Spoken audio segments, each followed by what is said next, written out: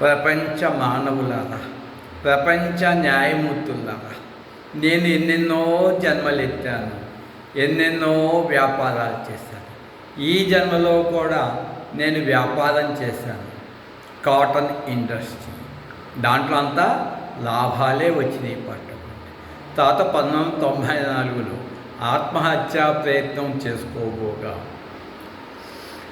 భగవాన్ రమణ మహర్షి నేను ఎవడను ₹5 పుస్తకం తీసుకొని సాధన చేశాను. ఇప్పుడు నేనేమైంది, నా వ్యాపారం అంతా బాగా సక్సెస్ అయింది, కానీ నా మైండ్ దివాలా తీసేసింది.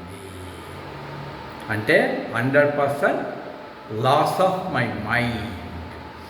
కాబట్టి ఏ జన్మలైనా ఏదైనా నేను బాకీ ఉంటే ప్రపంచంలో న్యాయమూర్తులందరూ, ప్రపంచంలో కోర్టులన్నీ కలిసి నా ప్రాపర్టీ ఉంది కదా, ప్రపంచం అనేది, ఆ ప్రపంచంలో ఉన్న ప్రాపర్టీ అంతా వాళ్ళకి పనిచేసేయండి.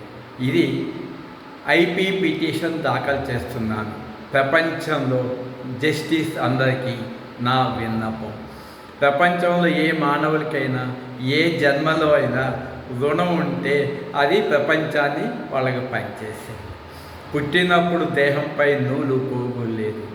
ప్రపంచం మొత్తం నా సొంతమైన ఈ ప్రపంచము బయటే ఉంటుంది, లోపల తలంపు ఉంటుంది.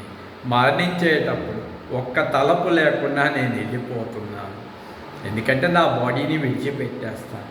ఎందుకంటే మనసునే ఐపీ పిటిషన్ అంటే దివాలా తీసేసింది 100% మైండ్. అలా బయట కంపెనీలు దివాలా తీసేస్తే బాధపడతారు.